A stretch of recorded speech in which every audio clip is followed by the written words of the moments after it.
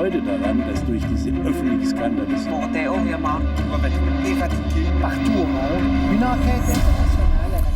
Well, it's a story that's made headlines around the world, a massive leak of information on offshore tax havens. We're a network of journalists around the world. We have more than 230 journalists from more than 80 different countries. And we all come together to work on stories. We're also a journalism outfit in its own right. We find stories and then we bring those stories to major media companies around the world, like New York Times, Le Monde, The Guardian, and also smaller outlets. And in return for giving them the story, they give us their journalists. And for us, that works very well because not only do we get the best investigative reporters working on a story, but we also guarantee publication at the end of the project. You're the director. What do you do day to day? Well, day to day, I suppose I spend about half of my time trying to raise money to keep it all going because we are a non-profit and we give everything we do away for free. The rest of the time is spent trying to do journalism, trying to be an investigative reporter.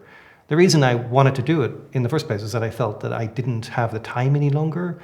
I was working for Fairfax for 19 years, and it got to the point where, you did not have time to do long-form investigative reporting. And this was a way of me continuing to do that in the modern world. The Panama Papers is probably the most recent famous story you've done. Can you tell us a bit about how that came about? Well, it came about through a series of previous stories. We started looking at the offshore world pretty early on when I took over ICIJ in 2011. And we started working on the offshore world then. And we started, our first big hit was Offshore Leaks, which was, again, a leaked set of information from an offshore service provider. In Australia, investigative journalist Gerard Ryle had worked his way up through newsrooms there over 2 decades. He had been working on stories involving offshore tax havens when one day a confidential source told him he'd receive a special package. There was a hard drive inside, this old-fashioned thing. But I didn't know what it was. The hard drive was filled with unorganized random emails, financial documents, and invoices involving people from around the world. So much information, he couldn't make sense of what he was seeing. So I know that it's a potential gold mine, but I don't actually know what I'm looking at. I'm not sure how valuable it is. And I know that we've got to, at that point, sit down and spend a lot of time researching and seeing who these people are and what it is I have. From the bits and pieces he could see, Ryle could at least tell that the data was from offshore tax havens, firms in tiny countries that offer lockdown secrecy for those who want to hide their money. Heading into his new job as head of the International Consortium of Investigative Journalists, Ryle brought with him his bag with the drive. At ICIJ, he found a small team that helped him make the data readable and searchable. I can get Russia ready. I showed the data to some, very well-respected reporters in DC, American reporters, and some of the reactions I got, shocked me. I mean, they looked at it and they just thought, well, it's clearly stolen material, I don't want anything to do with it, or they'd say, I just don't know how to read this is going to take too long. In the end, the reporters came on board. The team coordinated with journalists in 46 countries, all different time zones, languages, and social and political environments. And then that just triggered a series of other stories. We then went on to do stories on China and revealing the offshore links to Chinese elite. We did a story on Luxembourg as a tax haven. We managed to get a hold of a bunch of documents from the HSBC Bank in Switzerland, and we exposed that. And eventually that led to the Panama Papers, which came about through our German media partner, Süddeutsche Zeitung. Well, what are the Panama Papers? Well, there are about 11.5 million documents from a law firm in Panama called Mossack Fonseca. And someone had copied almost 40 years of records of this law firm and handed them over to the Germans, who then handed them over to ICIJ. And what we did is we shared them among almost 400 journalists from more than 80 different countries, and we all went to work together. How do you do that? How do you share 11 million documents? But kind of what we're doing at ICIJ is trying to reinvent journalism using the very thing that has sort of attacked the business model of journalism. I mean, journalism at the moment is under a lot of pressure from a business point of view because the business model that has sustained journalism is now broken, the advertising model. And that has been caused by the internet. So what we're trying to do is, basically use the technology that's killing journalism to reinvent journalism. And we're able to share 11.5 million records by using servers, by putting everything up into the cloud. And we're able to bring journalists together to work together by building a virtual newsroom so that these journalists can go into this virtual newsroom from anywhere in the world, from Brazil, from Argentina, from France, from anywhere. So as they go into their physical newsroom every day, they're also in the ICIJ virtual newsroom. And there they can exchange information. When they're looking at document sets like the Panama Papers, they share their findings. It's a bit like coming in and having 400 colleagues instead of the usual I team of like 1 or 2 or 3. It's a unique model. Yeah, it's very much a collaborative model, and it's a new way of doing journalism because traditionally, as most investigative reporters are lone wolves, and we don't like to share information, even with our colleagues or with our editors. Here, it's turning all that model upside down and saying, when you find something, share it with your colleagues, and the end result will be better if you do this.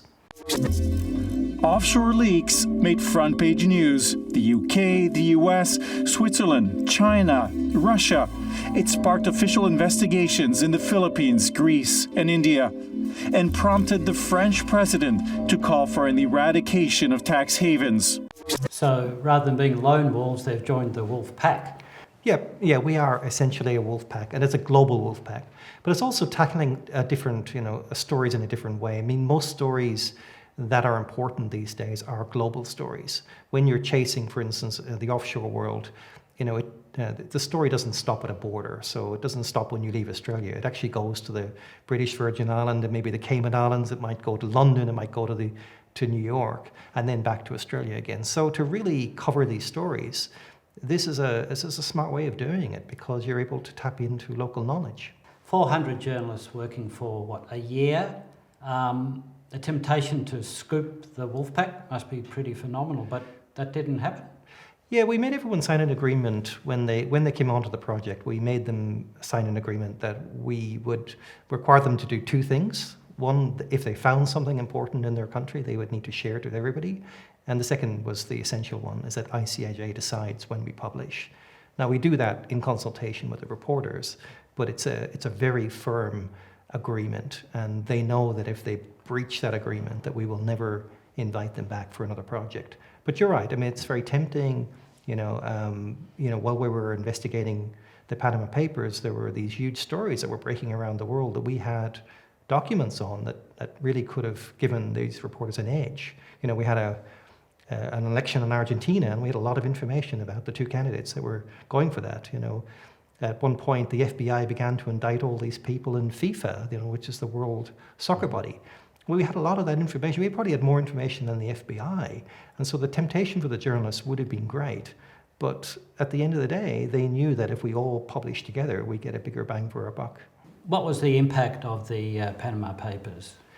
Well, the impact continues on now, almost 3.5 years later. I mean, the most dramatic impact was almost immediate. One of the names in the Panama Papers was the Prime Minister of Iceland. And what we had found is that he had a secret offshore company that held shares and financial interest in banks. And he'd been elected in Iceland to sort out the financial crisis caused by the banking collapse. So here he was, we're able to show that he had a financial interest in the banks at a time when he was deciding who would get compensation. And so very dramatic scenes in Iceland after we published. The people of Iceland, they surrounded the parliament there. They threw yogurt and bananas at the parliament building until he resigned. He was out of office within 24 hours.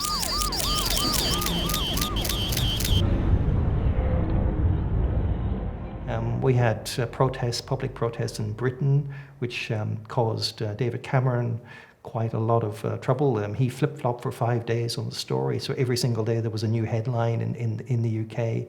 Some say it's why he had to resign. It's also, some say it's why Brexit happened.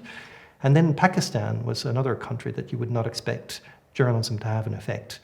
But in Pakistan, there was public protests for almost a year and court cases, and eventually the Prime Minister of Pakistan was forced to resign after being found guilty of corruption, and he's now still in jail. One thing we do at ICIJ, and I should point this out, is that when we get big leaks of information like this, we make the basic information public. So the names of the people that we're seeing, their offshore companies and their addresses.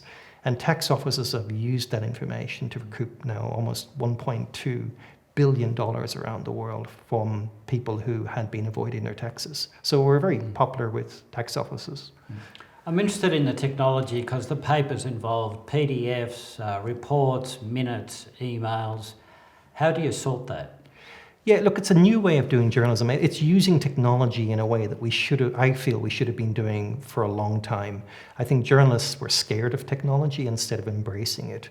You know, we are using machine learning to look at big document sets. I mean, the way I see it is that our current challenge as journalists is really sifting through information, whereas I think when we started our careers, probably you and I, the challenge was finding a bit of information. Now, you're in an era of information where whistleblowers can copy vast amounts of information and then provide that information to journalists. So your challenge is to sift through and to see, what's important and what isn't important in that.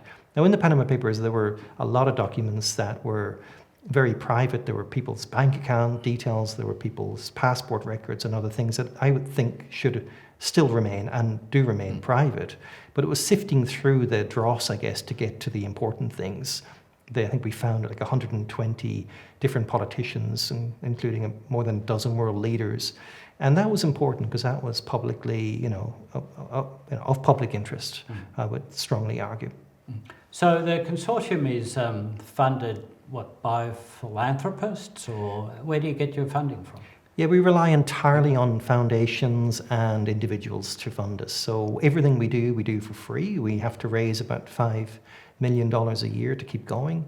We're a registered charity in the US. We're basically based there. It also allows us to do journalism that may not be allowed to be done in other countries. So again, in another way, it's a new era for journalism because you're able to avoid laws in individual countries. So we're able to publish stories, for instance, in the Panama Papers that would not have been able to be published in Germany, and it was the Germans that gave us the documents in the first place. Or you might have a situation where a reporter finds something that they would not be able to publish in their own country. So they come to ICIJ, we publish the story, and then often they actually report on their own story, but no one knows that they're doing that. Are some of the journalists endangered by having access to ICIJ material in terms of what they're publishing? Yeah, I mean, a number of journalists actually lost their job as a result of working with us because of the controversy in their own countries. So, I mean, press freedom is a big issue around the world. In the Panama Papers case, for instance, we had several reporters who had to leave their country just before publication so that they wouldn't get caught up in any retaliation that would happen. And how does one become a member of the ICIJ? Look, it's a membership by invitation only. We look at the best investigative reporters around the world, not just the best, but the people that are willing to be collaborators, good collaborators, because we really want people that are going to put the work into the story. It's not about us just finding a great story and then giving it to the reporter. It's a two-way thing. They've got to do a lot of work. We have to do a lot of work together as a collaboration to get that story over the line. I'll give you an example there. I mean, when we first saw the Icelandic Prime Minister, it was pretty much on day one because we saw the name, we knew he was Prime Minister of Iceland, and we knew he had an offshore company. But there was an awful lot of work that needed to go into that story to make it a story. A reporter who literally took 9 months out of his life to do this and disappeared from society for 9 months because it was a big story. And he was the one who put the pieces together. He found the conflict of interest with the Prime Minister. He was the one who had actually turned it from being an interesting piece of information into a major international story. Apart from tax havens, you've done some other topics. Can you just name a few of those? So we've done recent stories on the World Bank. We've looked at how their policies displace people around the world. In fact, millions of people have been displaced by World Bank projects. despite the fact that the World Bank says that they have a good policy in place to prevent this happening. You know, whole villages have been moved for coal mines, and no one stops to think about the poor people that have been moved. And we recently did a series of stories. Our latest story was actually about medical devices around the world and the lack of regulation of medical devices. And that involved, again, more than 200 reporters filing freedom of information requests around the world. We were able to gather almost 8 million records from publicly available sources on medical devices. And we found, in fact, that there were more than 1 million people who'd been killed or injured by medical devices. And that has led to huge reform. We've almost had, I think, changes in laws in 5 different countries. One of the products we zeroed in on was textured breast implants of women. Women had been complaining for years that these breast implants were giving them a rare form of cancer. Doctors were dismissing their complaints. Those products have now been withdrawn worldwide. And how does your current role compare with, being an investigative reporter solo? It's a totally different experience now, but the same principles apply. I mean, it's the same, when you go around the world, it's the same basic skills you need to have. It's having a nose for a story, it's, finding out information and then putting context around it and being prepared to put the context around it, not just accepting, say, a document on face value and looking for a cheap headline. It's the same skills apply. And, I've also, and I'm not just saying this, I mean, you learn a lot from other reporters and you realize how little you really knew, even though you've been doing this job for 20 years. You just get the smartest, most accomplished investigative reporters in the world in a team. It's pretty humbling.